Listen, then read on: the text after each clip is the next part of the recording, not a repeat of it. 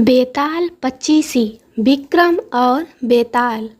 बहुत पुरानी बात है। धारा नगरी में गंधर्व सेन नाम का एक राजा राज करता था। उसके 4 रानियां थीं। उनके 6 लड़के थे जो सब के सब बड़े ही चतुर और बलवान थे। संयोग से एक दिन राजा की मृत्यु हो गई और उनकी जगह उनका बड़ा बेटा शंख गद्दी पर बैठा। उसने कुछ दिन राज किया, लेकिन छोटे भाई विक्रम ने उसे मार डाला और स्वयं राजा बन बैठा। उसका राज्य दिनों दिन बढ़ता गया और वह सारे जम्बू द्वीप का राजा बन बैठा।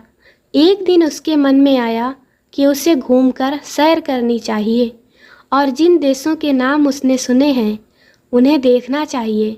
सो वह गद्दी अपने छोटे भाई भर्तृहरि को सौंपकर योगी बनकर राज्य से निकल पड़ा। उस नगर में एक ब्राह्मण तपस्या करता था। एक दिन देवता ने प्रसन्न होकर उसे एक फल दिया और कहा कि इसे जो भी खाएगा वह अमर हो जाएगा। ब्राह्मण ने वह फल लाकर अपनी पत्नी को दिया और देवता की बात भी बता दी।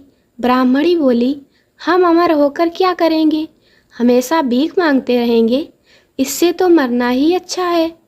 तुम इस फल को ले जाकर राजा को दे आओ और बदले में कुछ धन ले आओ। यह सुनकर ब्राह्मण फल लेकर राजा भर्तृहरि के पास गया और सारा हाल कह सुनाया। भर्तृहरि ने फल ले लिया और ब्राह्मण को 1 लाख रुपए देकर विदा कर दिया। भर्तृहरि अपनी एक रानी को बहुत चाहता था। उसने महल में जाकर वह फल उसी को दे दिया। रानी की मित्रता शहर कोतवाल से थी। उसने वह फल कोतवाल को दे दिया। कोतवाल एक वेश्या के पास जाया करता था। वह उस फल को उस वेश्या को दे आया। वेश्या ने सोचा कि यह फल तो राजा को खाना चाहिए। वह उसे लेकर राजा भर्तृहरि के पास गई और उसे दे दिया।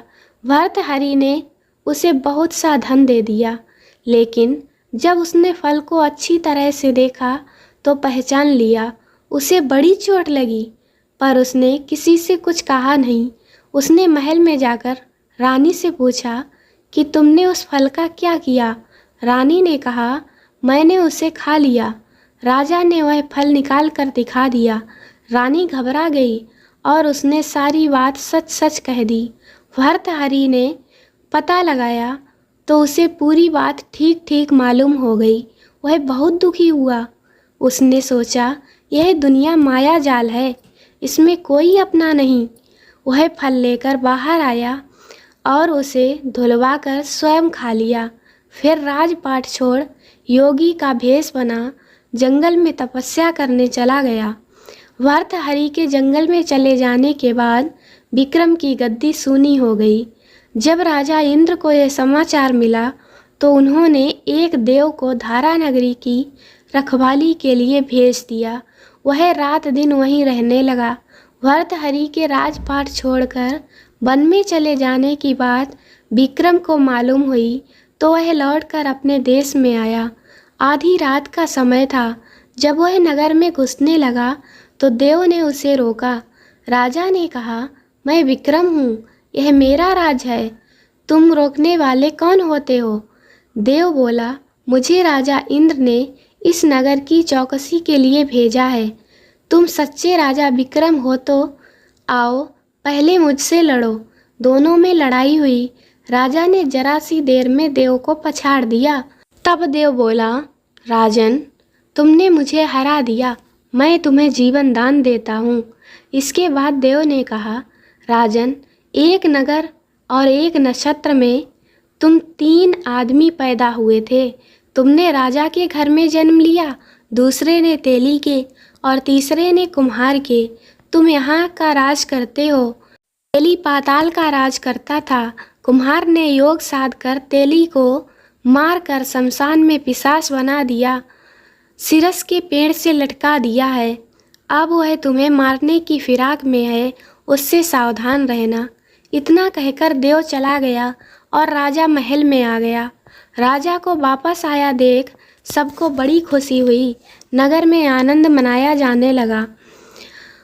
राजा फिर राज्य करने लगा। एक दिन की बात है कि शांतिशील नाम का एक योगी राजा के दरबार में आया और उसे एक फल देकर चला गया। राजा को आशंका हुई कि देव ने जिस आदमी को बताया था कहीं यह वही तो नहीं है। यह सोच उसने फल नहीं खाया, भंडारी को दे दिया। योगी आता और राजा को एक फल दे जाता। संयोग से एक दिन राजा अपना अस्तबल देखने गया था। योगी वहीं पहुंचा और फल राजा के हाथ में दे दिया। राजा ने उसे उछाला तो वह हाथ से छूटकर पृथ्वी पर गिर पड़ा। उसी समय एक बंदर ने झपटकर उसे उठा लिया और तोड़ डाला। उसमें से एक लाल निकला जिसकी चमक से सबकी आंखें चौंधिया गईं। राजा को बड़ा अचरज हुआ। उसने योगी से पूछा, आप यह लाल मुझे रोज क्यों दे जाते हो? योगी ने जवाब दिया, महाराज, राजा, गुरु, ज्योतिषी, वैद्य और बेटी, इनके घर कभी खाली हाथ नहीं जाना चाहिए। राजा ने भंडारी को बुलाकर पीछे के सब फल मंगवाए। तुड़वाने पर सब में से एक एक लाल निकला। इतने लाल देखकर राजा को बड़ा हर्ष हुआ। उसने जौहरी को बुलवाकर उनका मूल्य पूछा। जौहरी बोला, महाराज, ये लाल इतने कीमती हैं कि इनका मोल करोड़ों रुपयों में भी नहीं आंका जा सकता। एक एक लाल एक एक राज्य के बराबर है। यह सुनकर राजा योगी का हाथ पकड़कर गद्दी पर ले गया। बोला, योगी राज, आप सुनी हुई बुरी बातें दूसरों के सामने नहीं कही जाती। राजा उसे अकेले में ले गया।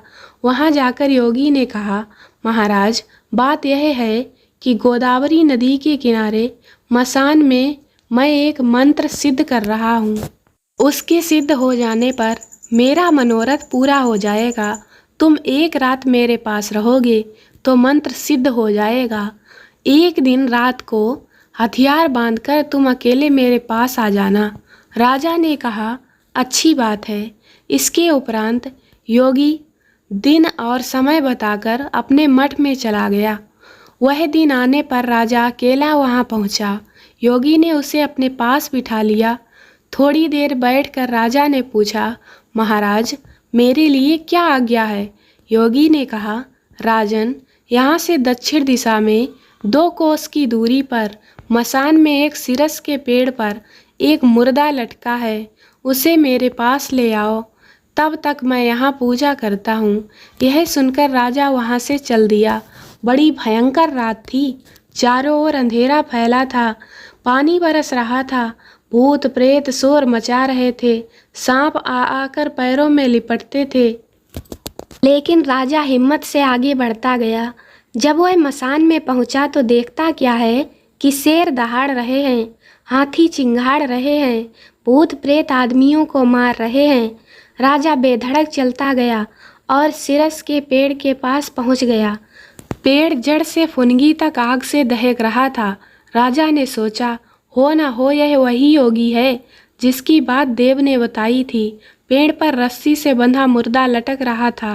राजा पेड़ पर चढ़ गया और तलवार से रस्सी काट दी। मुर्दा नीचे गिर पड़ा और दहाड़ मार मार कर रोने लगा। राजा ने नीचे आकर पूछा, तू कौन है? राजा का इतना कहना था कि वह मुर्दा खिलखिलाकर हंस पड़ा। राजा को बड़ा अचरज हुआ। तभी वह मुर्दा फिर पेड़ पर जा लटका। राजा फिर चढ़कर ऊपर गया और रस्सी काट दी। मुर्दे को बगल में दबाकर नीचे आया। बोला, बता, तू कौन है? मुर्दा चुप रहा। तब राजा ने उसे एक चादर में बांधा और योगी के पास ले चला। रास्ते में वह मुर्दा बोला, मैं बेताल हूँ, तू कौन है और मुझे कहाँ ले जा रहा है? राजा ने कहा, मेरा नाम विक्रम है, मैं धारा नगरी का राजा हूँ। मैं तुझे योगी के पास ले जा रहा हूँ। बेताल बोला, मैं एक शर्त पर चलूँगा। अगर तू रास्ते में बोलेगा तो मैं लौटकर पेड़ पर जा लटकूंगा। राजा ने उसकी बात मान ली। फिर बेताल बोला, पंडित, चतुर और ज्ञानी, इनके दिन अच्छी अच्छी बातों में बीतते हैं, जबकि मूर्खों के दिन कलह और नींद में। अच्छा होगा कि हमारी राह भली बातों की चर्चा में बीत जाए। मैं तुझे एक कहानी सुनाता हूँ, ले सुन।